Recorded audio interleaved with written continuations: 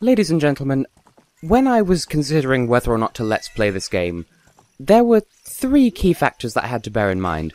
First of all, at the time, well, prior to August of last year, I wasn't able to record this game because I didn't have the means of recording it. Secondly, Ocarina of Time, as a game, is horribly, horribly overplayed. And so, I worried that perhaps I would just be flogging a dead horse by playing it. Thirdly, the third thing that was preventing me from wanting to let's play this game is this next area here. I am tessellating Hexagons, and may I be the first to present the Gerudo's Fortress. No, I'm not the first to present it, because, as I said, this game is overplayed, whether it's Master Quest or not. So, do you like stealth sections in your non-stealth game? Me neither. And if you do, then I do not... I offer my sincerest condolences. So, yeah, this area, probably, if the last episode is anything to go by, because this is a little while after the last episode, I could have recorded the two back-to-back, but I decided to take a little break in between. But this area is all about not getting seen by these ladies, and you can shoot them and that stuns them. Doesn't kill them, they do get back up after a while, or something like that. They're incapacitated. But as I alluded to in the last episode, there's this barbershop quartet of ex-carpenters who came over to this fortress because they wanted to become thieves. But the Gerudo are an entirely female race, with the exception of Ganondorf because they have one male born every 100 years. Somehow. And so they're of the mentality that men, because they're men, are automatically worthless, and I'm not going to get into that whole debate, but the point is there are 4 carpenters, and we kind of need to rescue them. And if we get caught, we're going to get thrown into a prison thing, and it's stealth. And also, if these ladies do... If they do a certain finishing move, then that also counts as being caught. Oh, get fucking... Like, that's as close as we can get to quad damage at the moment, because we can't wield Deku sticks, but we can use the big Goron sword, which is very powerful. Don't you dare, missus. I'm gonna go all-out offensive now. That's what you get. So yes, every time we run into a carpenter, we'll talk to them, and then that will trigger a little mini-boss fight with one of those Gerudo guards. As I said, if they knock you over, well, if they knock you down with a certain move, then that counts as being captured, and you get thrown into prison, and you have to start from the beginning. Well, they don't recapture the various carpenters that you've already rescued, but it's just, I don't like this sort of thing. So yeah, that's the story of the area. In order to progress, we're going to need to rescue the carpenters. Now, you might wonder, what has this got to do with getting to the last temple? Because in case you've been paying attention to the quest status screen, we had 6 medallions to collect, and we've got 5 now, so you might wonder, well, what has this got to do with getting to the last dungeon? Well, we were told to look for a goddess of the sand for one of the temples, because we've been to the House of the Dead, the vast lake, the high mountain, and the deep forest, or whatever descriptor that Sheik used. And this is the only area... This is the only area of the game that we've not been to yet, so this must, by process of elimination, lead to some sort of deserty area where there's going to be some sort of sand goddess. And we don't really have any leads at the moment, so all we can do is rescue these carpenters and hope for the best. Ah. Good thing these guards are a little bit silly in the head, because...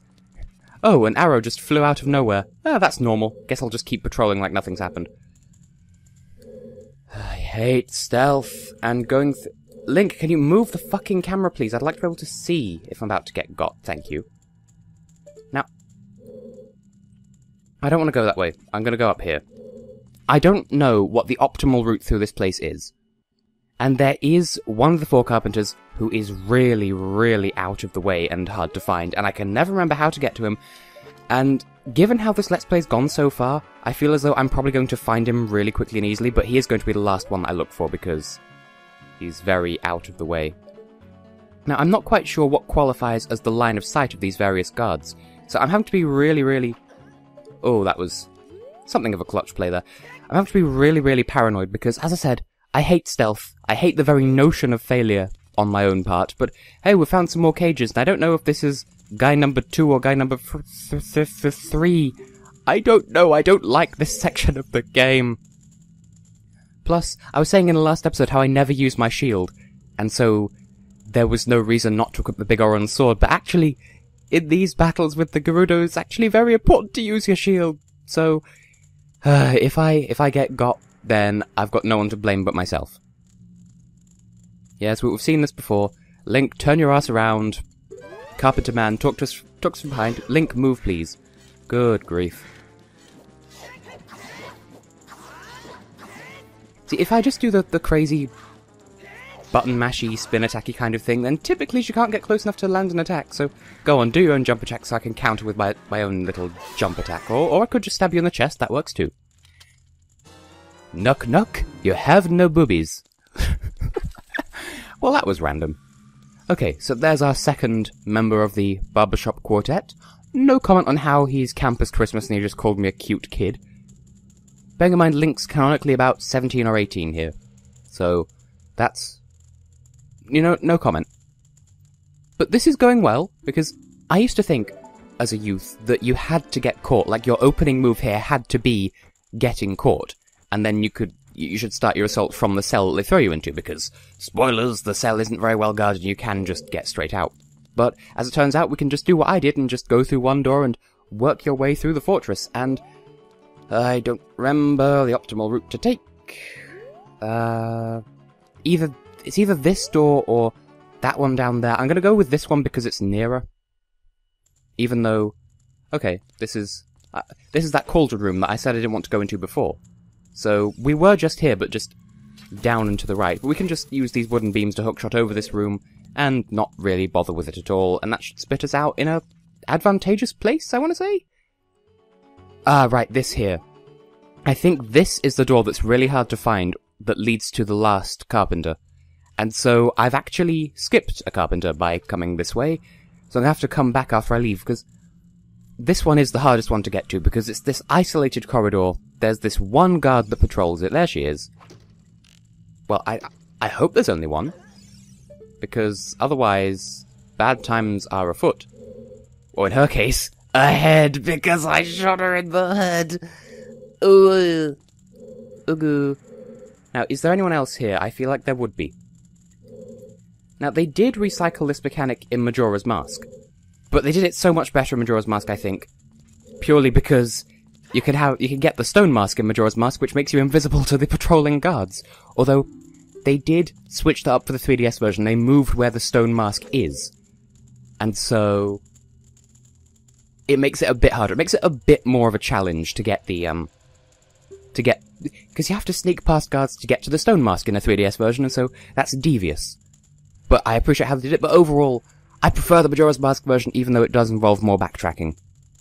But I'm surprised by how well this is going, because this is the hardest one to get to, and I've had no trouble getting to him. So... I don't know which of her moves is the this will count as getting caught move. I don't want to come back in here, so please just let me stab you in the chest with my sword. I think it's that move. I think that's the you will get caught if you get got by this finisher. And wow. You people are too easy. But bear in mind this is Master Quest as well. Although that said, it's only really the dungeons that are affected by being Master Questified. And incidentally, the next dungeon is very Master Questified, so there's that to look forward to. By the way, you may have noticed in the previous episode how the boss of these carpenters, who we gave the poacher's sword to, said that the Gerudo took out the bridge, because if you come here as Child Link, the bridge is intact, but there's a gate up, so you can't actually get... well, you can if you, like, use glitches and stuff to get into the Gerudo Fortress as Child Link, but it's not advised. Now, are you still incapacitated? Yes, you're still... okay. I was worried that she might have got back up in the time that we'd spent getting that next key. The bridge is up, and the Gerudo destroyed it sometime between the past and the present, and I think the last carpenter is in here. This went well. I'm worried. So, yeah, Child Link can't come into the fortress. Okay, the Gerudo destroyed the bridge, and because we're rescuing carpenters, the carpenters can go and repair the bridge, and so once we do this little side quest, well, actually it's a required side quest, so it's just a quest, I guess. Once we finish this, they're going to repair the bridge so we can just walk in and out of the fortress as we please, because I've shown both ways of getting in. I used the long shot in the previous episode. I do believe you need the long shot, because the hook shot isn't long enough to get you across that gap, I think. That's what I recall from my younger self playing through this game, or you could use Epona, as I opened this episode with. Anyway, you're the last carpenter, so hopefully I won't fuck up this last battle, because this guy is guy number 3 in my opinion, and I just dealt with the hardest of the ones, so yeah, you can't touch my shield. You can touch my boobies.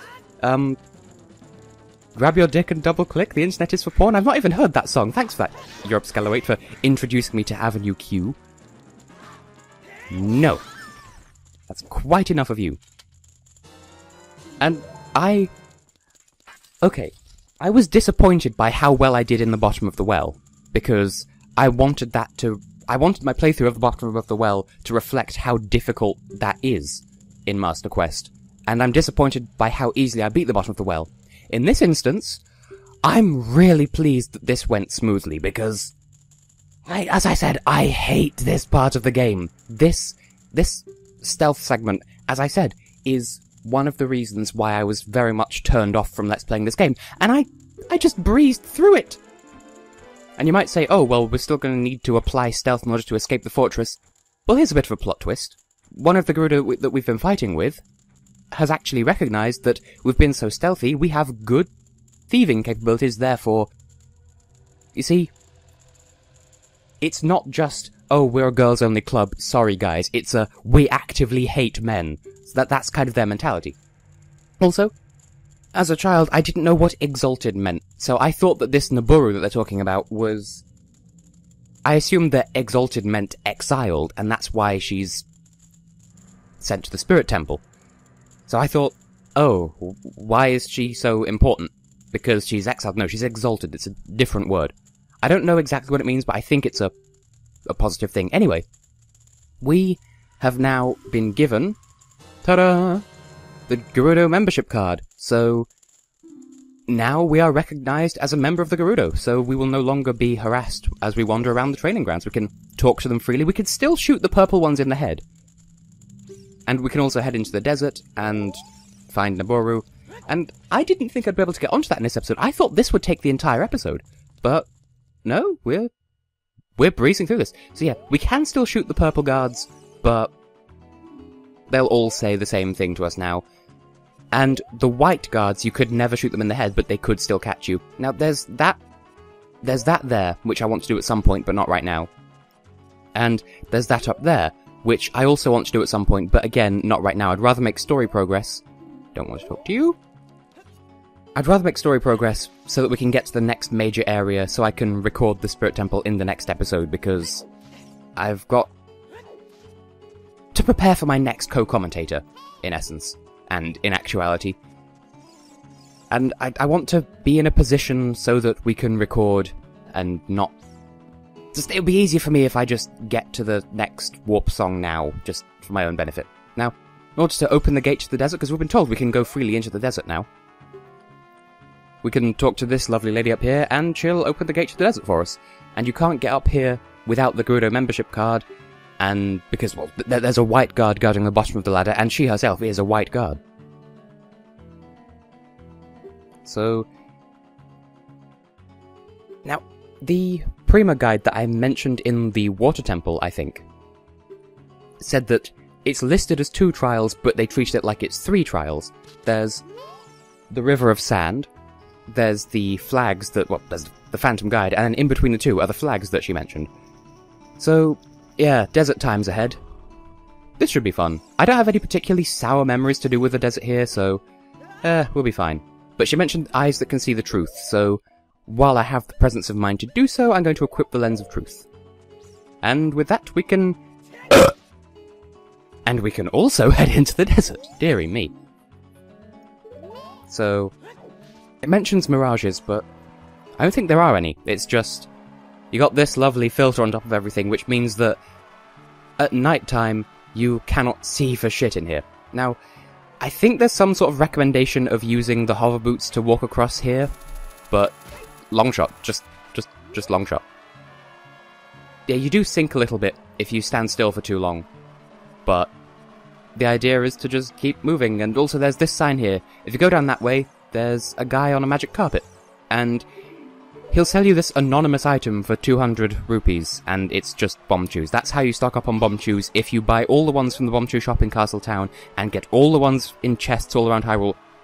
So they are technically a limited resource, unless you buy the... well, apart from the carpet merchant, who I'll show off some other time, because I have no reason to talk to him. But he's the only thing that stops bomb chews from being a limited resource in this game.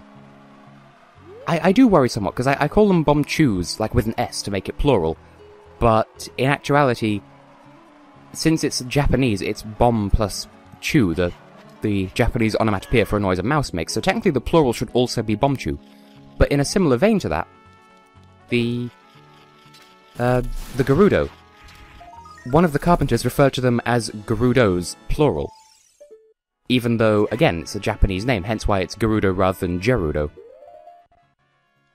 But, I don't really care, and I just realised I de-equipped the bloody Lens of Truth despite saying that I needed to use it. No, I wanted to stand here hoping that the chest would fall on my head, but it appears over here. And I want to say that that's 50 rupees, because it's a small chest, so it can't be a piece of heart. So I'm just going to leave for the moment, and maybe come back for it later. And this is actually turning out to be a rather decently length episode, so now we just need to partake of the Phantom Guide, and then we can... well, we'll get to wherever our destination is. And there may be story which might make this episode a little bit longer, but there's stuff and things that I wish to do. But first, what do you have to say? Eye of Truth, Lens of Truth. Hello there. I'll be your guide on your way, but coming back I won't play. I'll show you the only way to go, so follow me and don't be slow. Ooh, ah, just a little bit. Ooh, ah, a little bit more. So, yeah, it's good to L-target, but Link walks a bit slower by default if you're L-targeting. Well, side to side he's got good movement and backflips are fast, but going forwards he's not very super fast unless you roll, so it's good to L-target just so you can make sure you can see where you're going, but it's just... you might move a bit slower, and if you get too far away from the ghost, then your L-target breaks, and so you might lose track of where you're going, so just... it's a bit of a hot mess, but... it's working. And this is another aspect that they recycled in roughly the same part of Majora's Mask, but with a seahorse instead. It makes much more sense in context.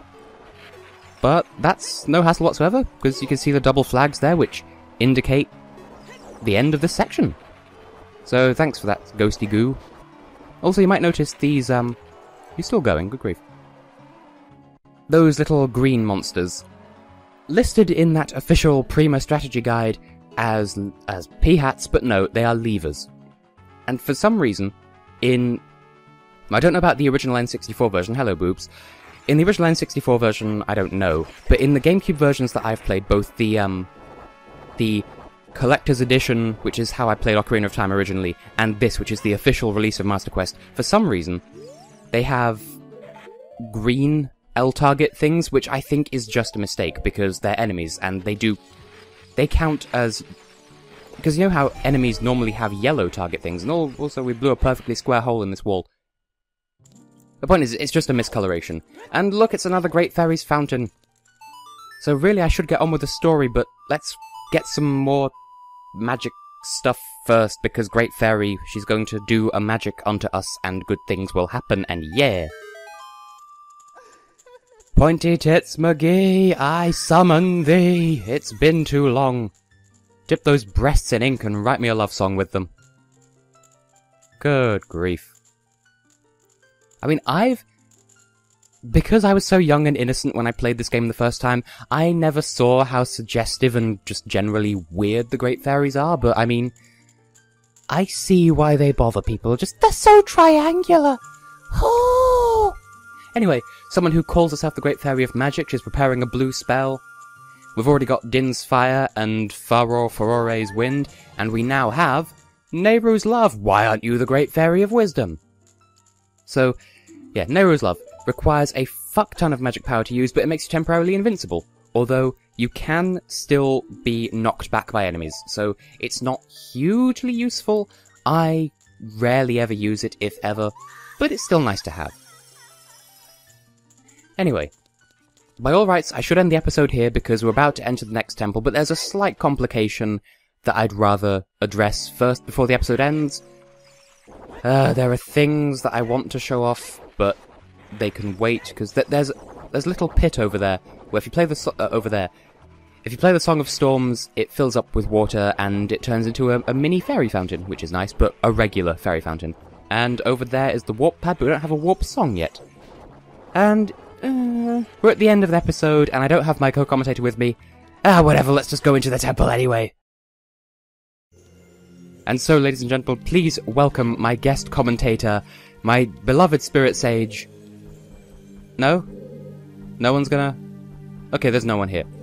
As you can see, this is a silver rupee puzzle opening the main, that way we need silver rupees, but there's a torrent of water in the way that we can't get past. There's a thing up there, but it's blocked off. We could use bomb juice to get through, but trust me, we can't go up that way.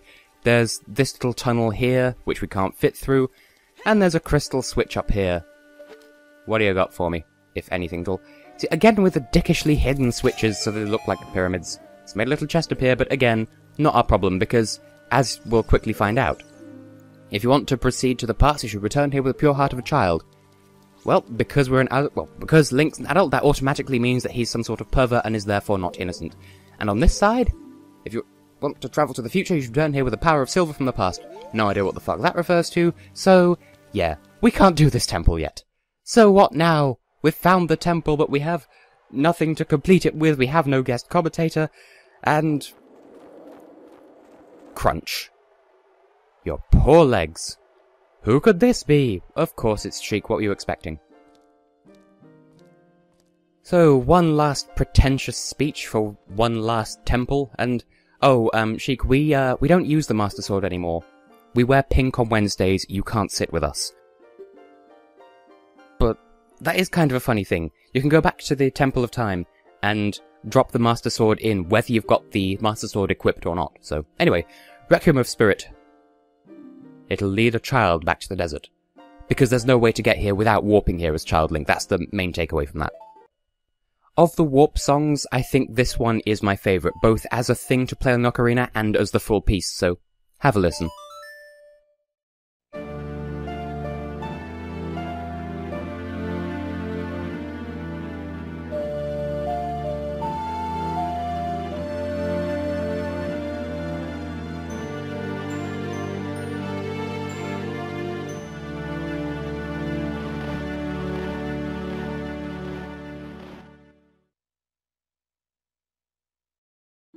Isn't that beautiful? I almost forgot to resume commentating for a second there. I got so lost in the music that I can't hear, but that I know by heart because it's just that brilliant. Anyway, Sheik, where are you going?